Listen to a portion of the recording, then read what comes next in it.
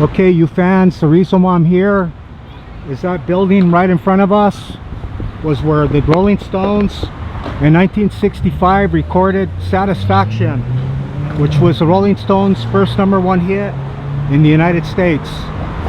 We're right off Sunset Boulevard and Ivor Avenue, and to be exact, the Rolling Stones recorded Satisfaction there 12th of May 1965, and it was released June 6, 1965, and it was on the #1.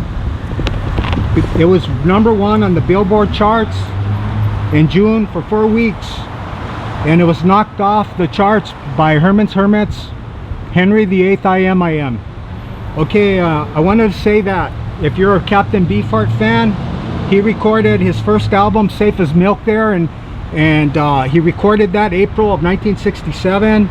And if you're a Creedence Clearwater Revival fan, they recorded Bayou Country there June 5th. Well, actually, it was released June 5th, 1969. And one of the greatest albums of all time, Surrealistic Pillow, was recorded there October 31st, 1966. And sadly, it's no longer a recording studio.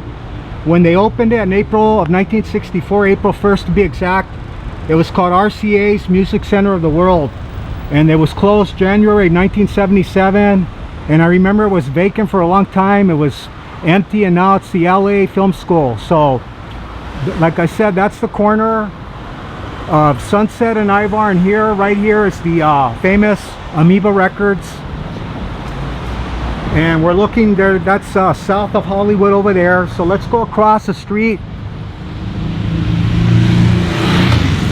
And this is the famous ArcLight Theater, adjacent to the famous Cinerama Dome Theater. So too bad we can't go in there. It's a film school, so I don't even know if they let me get in there. And here's old Hollywood right here. And like I said, there's one of the biggest record stores in the world, Amoeba Records. I've been to the one in Berkeley, for what that's worth, and then they have one, I think, in New York City. So here you go.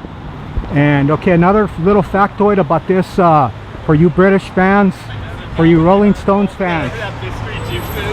This is the studio where the Rolling Stones recorded Aftermath, which came out out of our heads.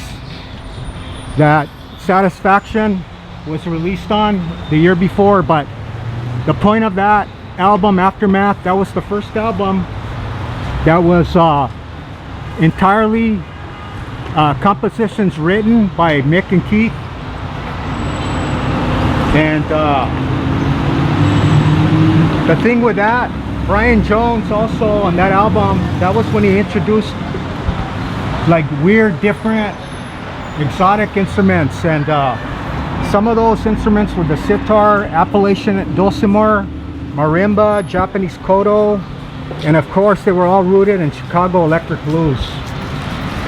Okay, and there's another shot of Sunset Boulevard looking west right there. And let's go over here.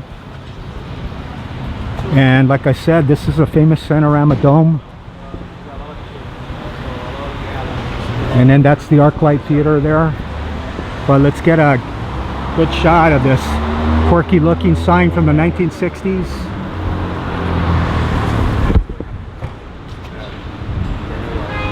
And I'm thinking about going across there. I should have ran across. But getting back to the album Aftermath, like I said, it broke ground. And it was the first album that the Rolling Stones recorded with all songs written by Mick and Keith. Before that, most of their songs were all cover songs of American black blues artists.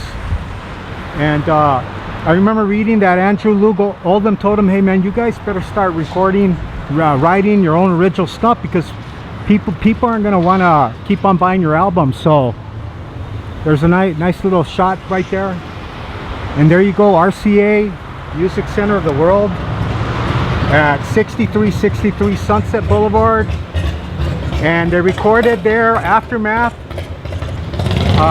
at the end of their North American tour, and it was recorded, Aftermath was recorded there December 3rd through the 8th, 1965, and then again they restarted recording there for Aftermath March 6th to the 9th of 1966, and then the album was released June 20th, 1966. Okay, well, thank you for watching this video and following me on my little musical 1960s popular culture. Okay.